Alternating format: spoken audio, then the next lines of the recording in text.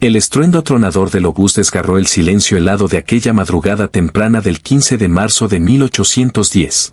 Una esfera de hierro fundido trazó una trayectoria impecable sobre las colinas de Castilla-La Mancha antes de estrellarse contra las líneas francesas con una explosión que hizo convulsionar la tierra bajo sus pies. El coronel Jean-Baptiste Mercier se lanzó al suelo con los brazos cubriendo su cabeza mientras la metralla chillaba por el aire sobre su posición. Cuando el humo finalmente se disipó, contempló el cráter humeante a apenas 20 metros de su puesto de mando.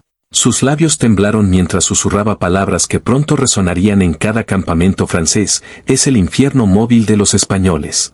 Rafael Mendieta, capitán de artillería del ejército español, observaba el impacto desde su posición elevada. Sus manos curtidas acariciaban el cañón de bronce todavía ardiente del obús que acababa de disparar. Con 32 años había presenciado más batallas que muchos generales retirados. Pero esta arma, este obús modificado que las tropas españolas habían perfeccionado a través de meses de combate desesperado, representaba algo completamente nuevo. Esto no era simplemente un cañón. Esto era la manifestación física de la resistencia española contra el invasor napoleónico. Esto era la respuesta tecnológica de un pueblo que se negaba a ser conquistado. 3 meses antes, en diciembre de 1809, la situación española había sido desesperada más allá de toda medida. Las fuerzas napoleónicas controlaban Madrid y la mayor parte de la península. El mariscal Soult avanzaba desde el sur mientras el general Junot consolidaba posiciones en el centro.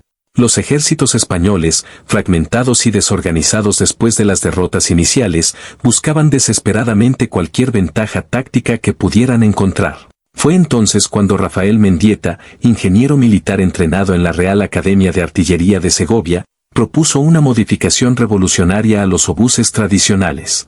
El obús, ese cañón de tiro curvo importado de diseños alemanes y británicos, había sido utilizado principalmente para asedios.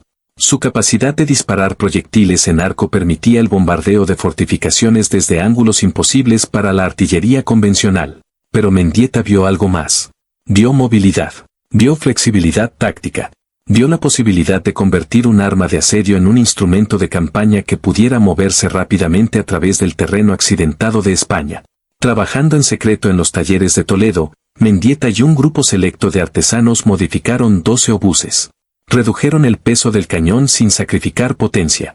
Diseñaron cureñas más ligeras pero más resistentes con ruedas reforzadas capaces de soportar el terreno irregular español.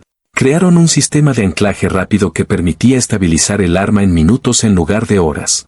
Pero la innovación más brillante fue el desarrollo de proyectiles explosivos mejorados cargados con una mezcla especial de pólvora que aumentaba tanto el alcance como el poder destructivo. El general Francisco Javier Castaños, héroe de la batalla de Bailén y uno de los pocos comandantes españoles que había derrotado a los franceses en combate de campo abierto, recibió los obuses modificados con escepticismo inicial. Era un soldado de la vieja escuela entrenado en tácticas tradicionales de infantería y caballería. La artillería, en su experiencia, era un arma lenta y pesada, útil en asedios pero poco práctica en el combate móvil que caracterizaba la guerra contra los franceses. Sin embargo, Castaños era también un comandante pragmático. Durante una demostración en los campos de entrenamiento cerca de Ciudad Real, observó cómo las piezas de Mendieta podían ser desplegadas, disparadas y reposicionadas en una fracción del tiempo requerido por los cañones convencionales. Vio cómo los proyectiles explosivos detonaban con fuerza devastadora, creando cráteres que habrían requerido docenas de disparos de artillería tradicional. Más importante aún, comprendió la ventaja psicológica que esta arma podría proporcionar. Las fuerzas francesas, acostumbradas a la superioridad de su artillería napoleónica, no esperarían un desafío técnico de los españoles. Los informes de inteligencia confirmaban que los comandantes franceses subestimaban la capacidad militar española, considerándola inferior en tecnología y organización. Esta arrogancia, combinada con el elemento sorpresa, podría convertirse en una ventaja decisiva. El 10 de marzo de 1810, Castaños recibió información crucial. Una columna francesa de aproximadamente 3.000 hombres, comandada por el general Jean Andoche Junot, avanzaba hacia el sur desde Madrid. Su objetivo era reforzar las posiciones francesas en Toledo y cortar las líneas de suministro españolas que conectaban Andalucía con el centro de la península. La columna incluía 2 regimientos de infantería, un escuadrón de caballería ligera y 6 piezas de artillería convencional. Castaños vio su oportunidad.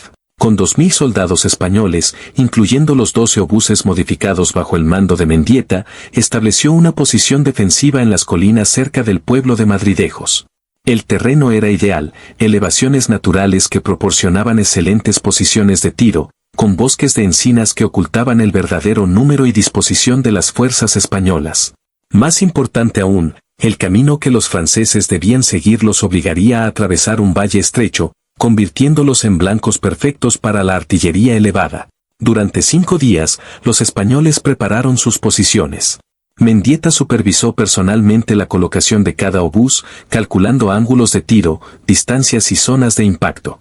Los artilleros se entrenaron incansablemente, practicando procedimientos de carga rápida y reposicionamiento que harían de estas armas algo verdaderamente revolucionario. Miguel Herrera, un joven artillero de Valladolid, memorizó cada paso del proceso hasta poder ejecutarlo con los ojos cerrados. La noche del 14 de marzo, Castaños reunió a sus oficiales en una casa abandonada de Madridejos. Sobre una mesa de madera tosca extendió mapas detallados del valle. A la luz de velas que proyectaban sombras danzantes en las paredes agrietadas, explicó su plan con la precisión de un cirujano preparando una operación compleja. Los obuses serían el bisturí. Los franceses serían el paciente que no sabía que estaba siendo operado. Rafael Mendieta señaló las posiciones de artillería en el mapa. Había dividido los 12 obuses en 3 baterías de 4 piezas cada una. La primera batería, comandada por él mismo, se ubicaría en la colina norte con vistas directas al punto donde el camino francés entraba al valle. La segunda batería, bajo el mando del teniente Álvaro Ruiz, ocuparía la elevación este cubriendo el centro del valle. La tercera batería, dirigida por el veterano sargento Domingo Torres, se posicionaría en la colina sur controlando la salida del valle. Esta disposición triangular creaba una zona de fuego cruzado devastadora. Ningún punto del valle estaría fuera del alcance de al menos 2 baterías. Los franceses, al avanzar por el camino, tendrían que elegir entre continuar hacia adelante bajo fuego constante o retroceder admitiendo la derrota. Castaños apostaba que el orgullo napoleónico elegiría lo primero, y ese orgullo sería su perdición. Las tropas españolas trabajaron toda la noche arrastrando los obuses hasta sus posiciones. A pesar de las modificaciones que habían reducido su peso, cada pieza seguía siendo una bestia de metal que requería la fuerza combinada de 8 hombres para ser transportada por las pendientes rocosas. Miguel Herrera y sus compañeros artilleros jadeaban mientras empujaban su obús por un sendero estrecho, sus botas resbalando en la tierra suelta. Las manos sangraban, los músculos protestaban, pero nadie se quejaba. Sabían que sus vidas dependían de esta preparación. La condición de las tropas españolas reflejaba la realidad de 2 años de guerra. Los uniformes estaban remendados, las botas gastadas, las raciones escasas. Muchos soldados no habían recibido paga en meses. Algunos luchaban con mosquetes tan viejos que habían pertenecido a sus abuelos. Pero lo que les faltaba en equipamiento lo compensaban con determinación. Estos eran hombres que habían visto sus pueblos saqueados, sus familias aterrorizadas, su país ocupado. No luchaban por gloria o conquista. Luchaban por supervivencia y libertad. En contraste, las fuerzas francesas que avanzaban hacia el valle eran profesionales bien equipados. El ejército napoleónico había conquistado la mayor parte de Europa con una combinación de disciplina férrea, táctica superior y moral inquebrantable. Los soldados del general Junot habían marchado desde Moscú hasta Madrid, desde Viena hasta Valencia. Habían vencido a los mejores ejércitos de Austria, Prusia y Rusia. Una fuerza española irregular, pensaban, no representaba ningún desafío real. El amanecer del 15 de marzo llegó envuelto en niebla. La humedad del invierno castellano había creado una capa de bruma que se adhería al valle como un sudario blanco. Mendieta observaba desde su posición elevada, sus ojos entrenados escudriñando la niebla en busca de movimiento. A su lado, Miguel Herrera verificaba por 10ª vez la carga del obús, sus manos temblando ligeramente, no por miedo sino por anticipación. A las 7 de la mañana, los vigías españoles avistaron la vanguardia francesa. Primero aparecieron los exploradores a caballo, jinetes ligeros que avanzaban con cautela, sus ojos escaneando las colinas circundantes. Detrás de ellos, la infantería marchaba en columna, sus uniformes azules apenas visibles en la niebla. El general Junot cabalgaba en el centro, rodeado por su estado mayor, su postura confiada, casi arrogante. Castaños, observando desde una posición oculta, levantó su catalejo. Contó las filas, evaluó la formación, calculó distancias. Los franceses avanzaban exactamente como había predicho, siguiendo el camino principal sin desplegar exploradores hacia las colinas. Su confianza era su debilidad. Esperó hasta que la columna completa estuviera dentro del valle, hasta que la retirada fuera difícil y el avance imposible sin enfrentar el fuego español. A las 8:15 de la mañana, Castaños dio la señal. Una bandera roja se alzó en su posición. En las 3 colinas, los comandantes de batería la vieron y actuaron. Rafael Mendieta gritó la orden que cambiaría el curso de la batalla: fuego. La primera salva de obuses españoles transformó el Valle Pacífico en un infierno de fuego y metal. 12 proyectiles explosivos surcaron el aire con un silbido agudo, trazando arcos perfectos antes de caer sobre las filas francesas. Las explosiones fueron simultáneas, creando una sinfonía de destrucción que resonó entre las colinas. Tierra, piedras y cuerpos volaron por el aire. El camino se convirtió en un cráter de humo y gritos. Los franceses, tomados completamente por sorpresa, rompieron formación. Los caballos se encabritaron, los soldados se arrojaron al suelo buscando cobertura inexistente. El general Junot, su confianza evaporada en un instante, gritaba órdenes que nadie podía escuchar sobre el rugido de las explosiones. Sus oficiales intentaban reagrupar las tropas, pero cada vez que una formación comenzaba a organizarse, otra salva de obuses la deshacía. Miguel Herrera y su equipo trabajaban como una máquina bien engrasada. Limpiar el cañón, cargar el proyectil, ajustar la elevación, encender la mecha, cubrirse. Todo el proceso tomaba menos de 2 minutos. Disparar, reposicionar, disparar de nuevo. Los obuses modificados de Mendieta demostraban su valor. Mientras la artillería francesa necesitaba 10 minutos o más entre disparos, los españoles mantenían un fuego casi constante. El coronel Mercier, intentando organizar una respuesta de artillería francesa, observaba con horror cómo sus cañones convencionales eran ineficaces contra las posiciones españolas. La elevación de las colinas y la distancia hacían imposible el fuego directo.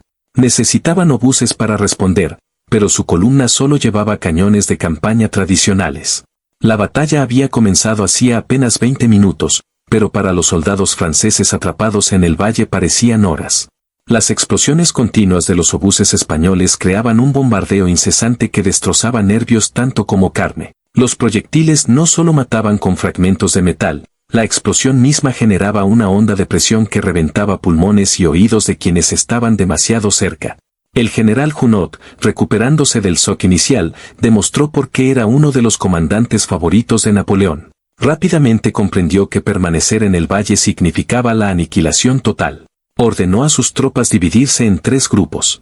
El primero intentaría asaltar las posiciones españolas en la colina norte, eliminando la batería de Mendieta. El segundo mantendría el centro atrayendo el fuego enemigo. El tercero intentaría flanquear por el este buscando una ruta de escape o una posición desde donde establecer artillería efectiva. La infantería francesa, a pesar del bombardeo, comenzó a organizarse. Estos eran veteranos de docenas de campañas, soldados que habían enfrentado fuego de artillería antes.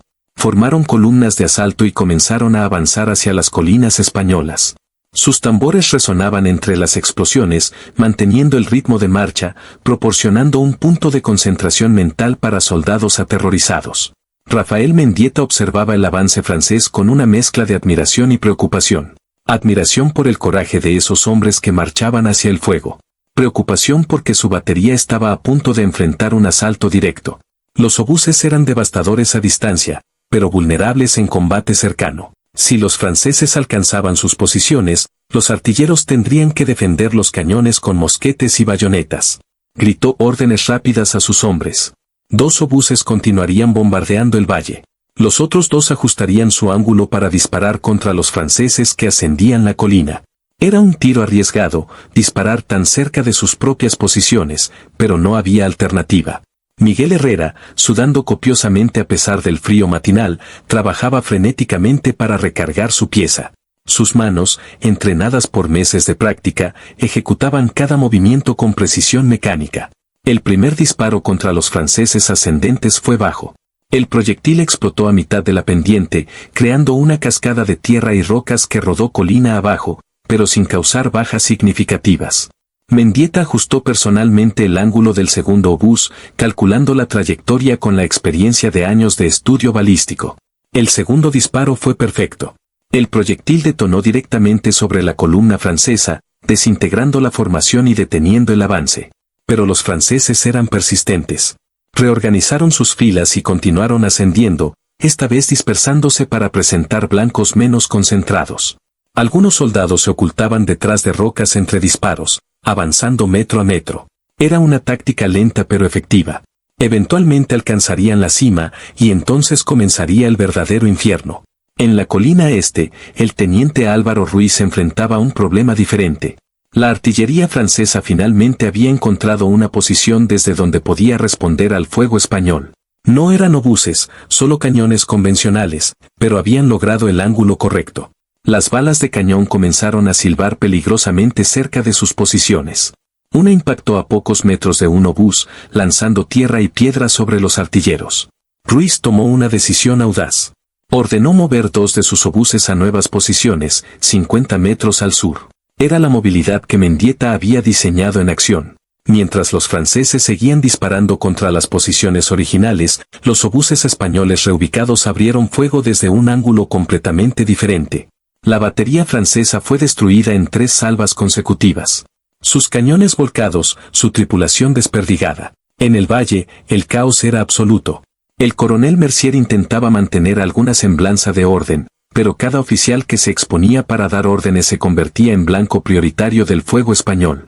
Los soldados franceses, sin liderazgo efectivo, comenzaban a pensar en retirada. Algunos ya abandonaban sus posiciones, corriendo hacia la retaguardia sin esperar órdenes. El sargento Domingo Torres, comandando la batería sur, identificó este momento de debilidad. Ajustó sus obuses para bloquear la ruta de retirada, colocando proyectiles explosivos directamente en el camino de salida del valle. Cada francés que intentaba escapar enfrentaba una cortina de fuego que hacía la retirada tan mortal como el avance. Eran las 10 de la mañana cuando el general Junot se dio cuenta de que había subestimado gravemente a su enemigo. Su columna había sufrido pérdidas devastadoras. Aproximadamente 600 hombres yacían muertos o heridos en el valle. Su artillería estaba destruida. Sus intentos de asaltar las posiciones españolas habían fracasado repetidamente. Pero Junot era un soldado napoleónico hasta la médula. La retirada sin una última tentativa no era aceptable. Reunió a sus oficiales supervivientes y planificó un asalto final. Concentraría todas sus fuerzas restantes en un ataque simultáneo contra las 3 colinas. Era una apuesta desesperada, pero la única que podría romper el cerco español. Si fracasaba, su columna sería aniquilada. Si tenía éxito, podría capturar al menos una batería de obuses y cambiar el equilibrio del combate.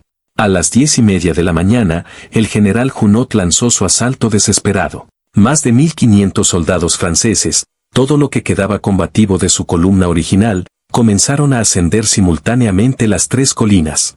Era un espectáculo aterrador y magnífico. Filas de uniformes azules avanzando con determinación, bayonetas brillando al sol que finalmente había disipado la niebla matinal, tambores resonando con ritmo marcial. Rafael Mendieta observaba el avance desde su posición y sintió un escalofrío recorrer su espalda. No era miedo, sino el reconocimiento de que los próximos minutos decidirían no solo esta batalla, sino potencialmente el destino de la resistencia española en toda la región.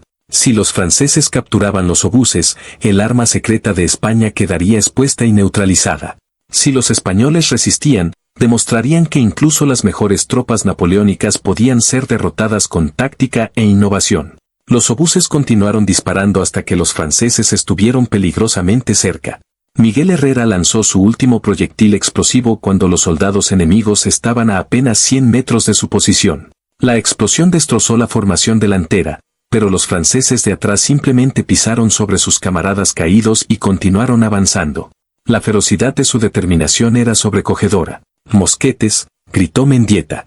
Los artilleros españoles, entrenados también como infantería, abandonaron sus cañones y formaron una línea defensiva. Eran apenas 40 hombres contra más de 500 franceses que ascendían la colina. Las probabilidades eran brutales, pero no había alternativa. Debían mantener la posición o morir intentándolo. El primer intercambio de disparos de mosquete ocurrió a 50 metros. Los españoles, disparando desde posiciones elevadas, tenían ventaja. Docenas de franceses cayeron con la primera salva, pero los napoleónicos tenían números y experiencia. Cargaron a través del fuego, sus gritos de batalla convirtiéndose en un rugido ensordecedor. Las bayonetas chocaron. El combate se volvió salvaje, primitivo, desesperado. Miguel Herrera se encontró cara a cara con un soldado francés de ojos azules y expresión aterrorizada. Ambos eran jóvenes, ambos estaban aterrorizados, ambos querían vivir. El francés atacó primero, su bayoneta buscando el pecho de Miguel. El español logró desviar la estocada y respondió con un culatazo que destrozó la nariz de su oponente. Cayeron juntos, rodando por la pendiente, golpeándose, arañándose, luchando con la desesperación de animales acorralados.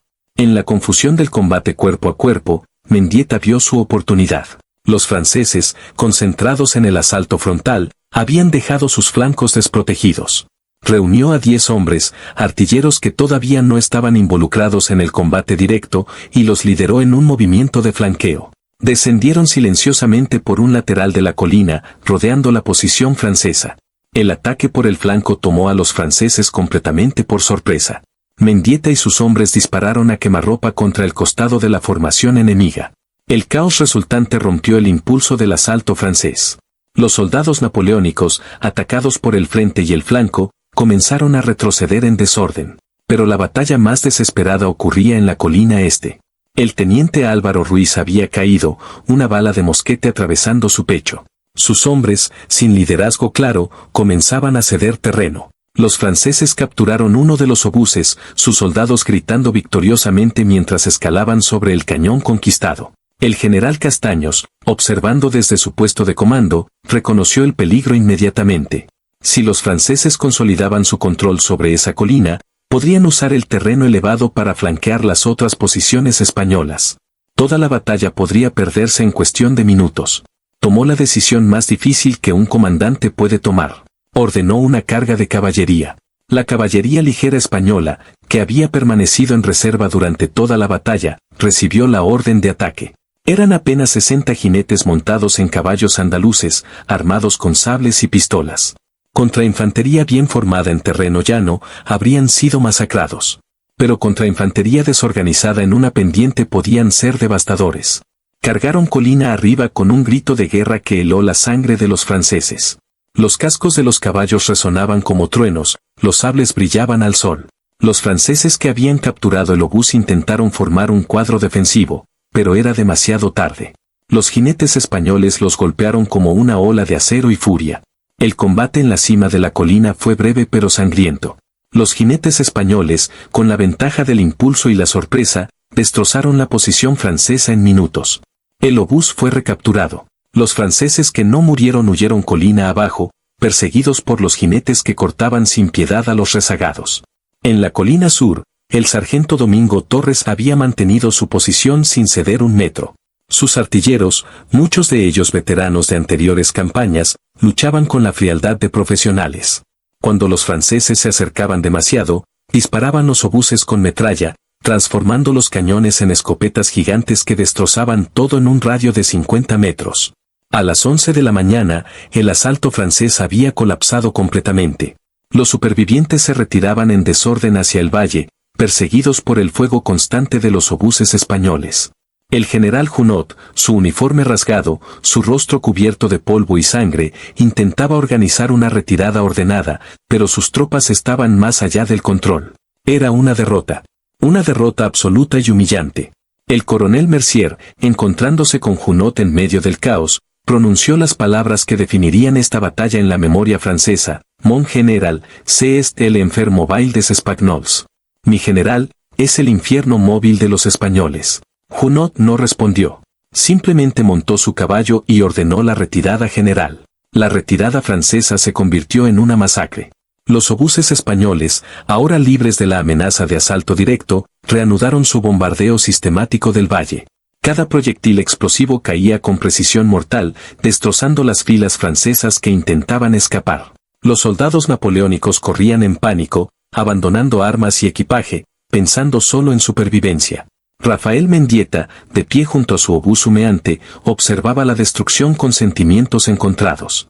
Era una victoria, sí, pero ¿a qué costo? El suelo de la colina estaba empapado en sangre española y francesa, mezcladas en charcos que se filtraban entre las rocas. A su alrededor, artilleros heridos gemían pidiendo agua. Miguel Herrera estaba vivo, su uniforme rasgado, su rostro magullado, pero vivo. Muchos de sus compañeros no habían tenido esa suerte. El general Castaños descendió de su posición de comando para evaluar personalmente la situación. Mientras cabalgaba entre las posiciones españolas, sus hombres lo vitoreaban débilmente, demasiado exhaustos para celebraciones elaboradas. Encontró a Mendieta limpiando su obús, una tarea mecánica que el capitán ejecutaba más por necesidad psicológica que práctica. «Capitán Mendieta», dijo Castaños, su voz cargada de emoción contenida, «usted y sus hombres han logrado algo extraordinario hoy. Han demostrado que España puede igualar y superar la tecnología francesa. Han dado esperanza a un ejército que había olvidado el sabor de la victoria». Mendieta saludó formalmente, sus ojos rojos por el humo y el agotamiento. «General, los obuses funcionaron como esperábamos, pero fue el valor de nuestros soldados lo que ganó esta batalla. Los franceses lucharon con coraje. Nosotros simplemente luchamos con más determinación y mejor posicionamiento. Las pérdidas españolas eran significativas pero manejables. 120 hombres muertos, 200 heridos. Doloroso, pero no catastrófico. Las pérdidas francesas, en contraste, eran devastadoras. Más de 1.100 muertos o heridos, toda su artillería destruida o capturada, equipamiento y suministros abandonados en el valle. Era una de las derrotas más completas que una columna napoleónica había sufrido en España. Más importante que los números eran las consecuencias estratégicas. El general Junot, con apenas 1.000 hombres en condiciones de combatir, no podría cumplir su misión de reforzar Toledo. Las líneas de suministro españolas permanecerían abiertas. La resistencia en Andalucía continuaría recibiendo apoyo. La victoria en Madridejos reverberaría mucho más allá del campo de batalla inmediato. Castaños ordenó a sus tropas recoger el armamento francés abandonado. 6 cañones de campaña, 500 mosquetes, cajas de munición, uniformes, provisiones. Era un tesoro para un ejército español constantemente escaso de suministros. Pero el premio más valioso era psicológico, la prueba absoluta de que los franceses podían ser derrotados decisivamente. A media tarde comenzaron a llegar mensajeros desde otras posiciones españolas en la región. La noticia de la batalla se había extendido con velocidad sorprendente.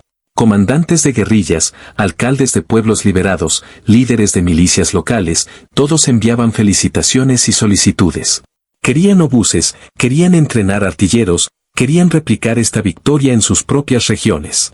Mendieta se reunió con Castaños para discutir la demanda creciente. «General, tenemos 12 obuses modificados.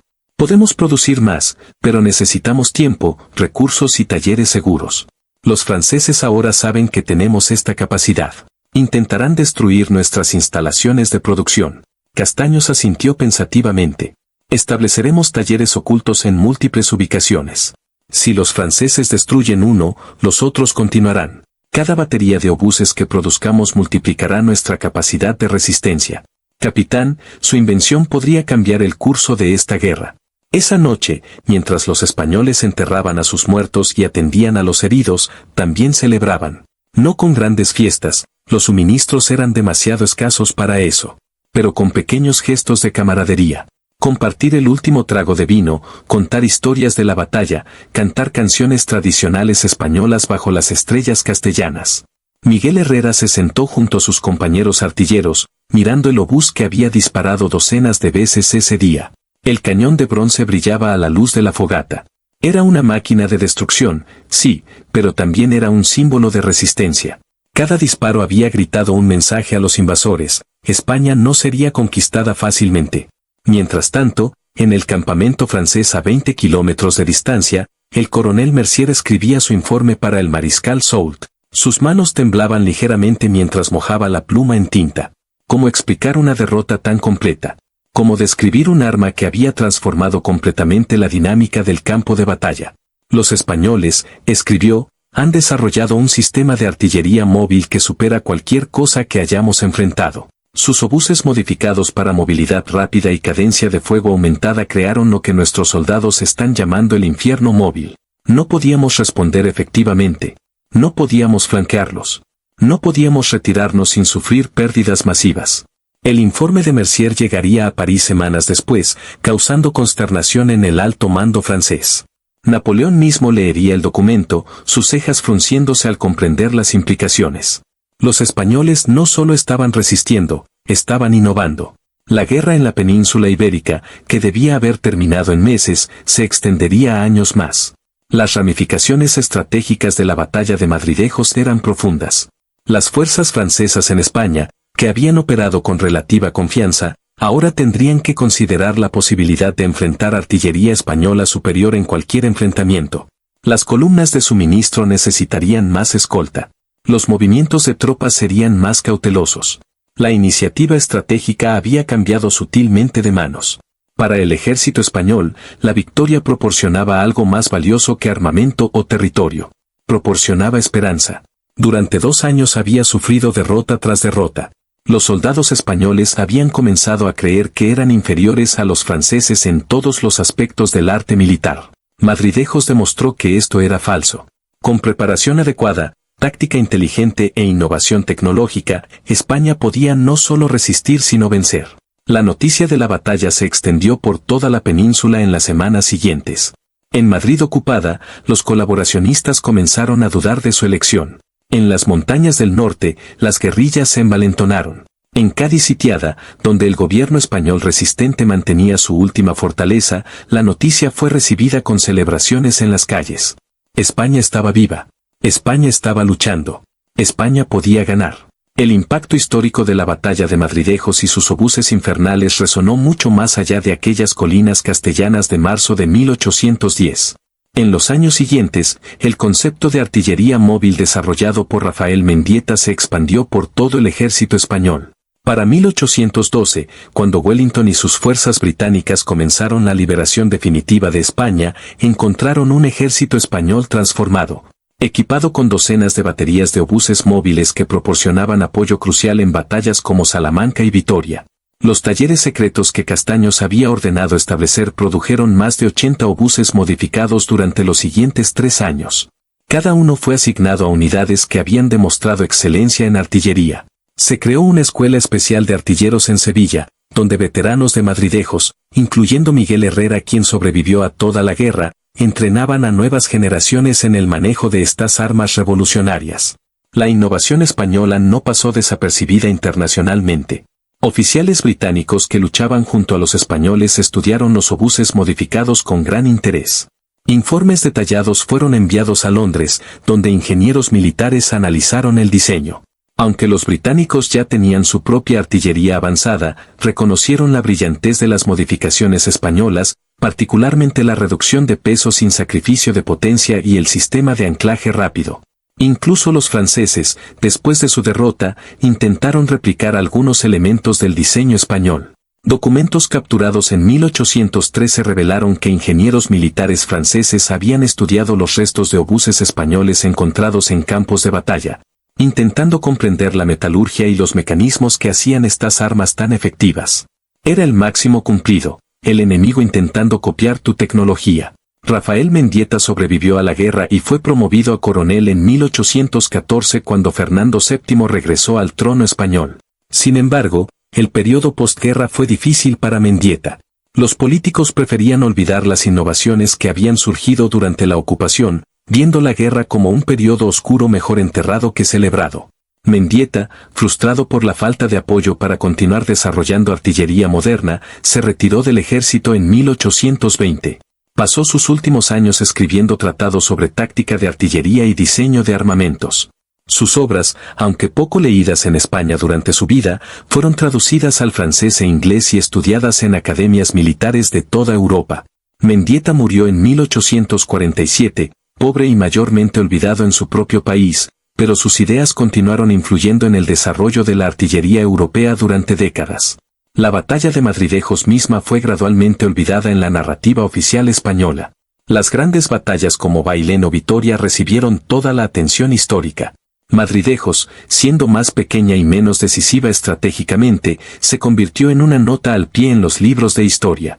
Solo los historiadores militares especializados conocían los detalles de cómo los obuses españoles habían aterrorizado a una columna francesa ese día de marzo. Sin embargo, en los pueblos de Castilla-La Mancha, la memoria sobrevivió. En Madridejos, una pequeña placa colocada en 1910 conmemoraba el centenario de la batalla. Cada año, en el aniversario, Algunos residentes locales visitaban las colinas donde habían estado las baterías españolas.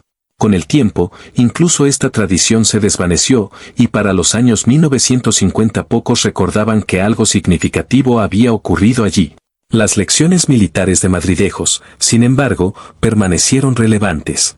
La batalla demostró varios principios que se volverían fundamentales en la guerra moderna: la importancia de la movilidad en artillería, el valor del terreno elevado combinado con fuego indirecto, la efectividad de posiciones defensivas bien preparadas contra fuerzas numéricamente superiores y el impacto psicológico de armas inesperadas. Más filosóficamente, Madridejos ilustró cómo la necesidad genera innovación. España, desesperada y superada por un enemigo tecnológicamente superior, no se rindió sino que innovó. Mendieta y sus artesanos tomaron tecnología existente y la mejoraron, creando algo nuevo que cambió el equilibrio del poder, aunque temporalmente. Es una lección sobre resiliencia, creatividad bajo presión y la capacidad humana de adaptarse ante adversidades aparentemente insuperables. Para los soldados que lucharon allí, la batalla significó diferentes cosas. Para algunos era simplemente otro día de horror y supervivencia en una guerra que parecía no tener fin. Para otros, como Miguel Herrera, quien más tarde se convirtió en maestro en Valladolid, era el día que probó a sí mismo y a España que la valentía y la inteligencia podían superar la fuerza bruta. Herrera contaba historias de la batalla a sus estudiantes hasta que el Alzheimer se llevó sus memorias en 1869. Los obuses originales de Madridejos no sobrevivieron intactos. La mayoría fue destruida en batallas posteriores o fundida para crear nuevas armas. Solo uno permanece, exhibido en el Museo del Ejército en Toledo, con una placa pequeña que identifica incorrectamente su origen y fecha de fabricación. Los historiadores del museo aún no han reconocido su verdadera importancia histórica. En las décadas siguientes, mientras Europa avanzaba hacia guerras aún más industrializadas, los principios demostrados en Madridejos se volvieron estándar. La artillería móvil dominó los campos de batalla de la Primera Guerra Mundial. Los obuses, perfeccionados y mecanizados, se convirtieron en las armas decisivas del siglo XX. Rafael Mendieta habría reconocido los cañones de campaña modernos como descendientes directos de sus innovaciones. Hoy, las colinas cerca de Madridejos permanecen tranquilas. Los campos donde más de 1100 hombres murieron en unas pocas horas ahora producen trigo y olivas. Un pastor local ocasionalmente encuentra fragmentos de metal oxidado, restos de aquella batalla olvidada. Los turistas pasan en camino a destinos más famosos, ignorantes de que están cruzando un campo donde se cambió el curso de una guerra. La historia de los obuses infernales merece ser recordada, no por glorificar la guerra sino por ilustrar el ingenio humano bajo presión extrema. En un momento de desesperación nacional, un grupo de españoles decidió no rendirse sino innovar. Crearon un arma que aterrorizó al ejército más poderoso de Europa. Por un breve momento brillante, demostraron que la creatividad y la determinación pueden equilibrar la balanza contra enemigos aparentemente invencibles. Esa lección trasciende su contexto histórico específico. En cualquier época, cuando las personas enfrentan desafíos abrumadores, la historia de Madridejos susurra su mensaje: innova, adapta, resiste. El infierno móvil de los españoles no fue solo un arma. Fue un símbolo de que incluso en los momentos más oscuros, la esperanza y la victoria siguen siendo posibles.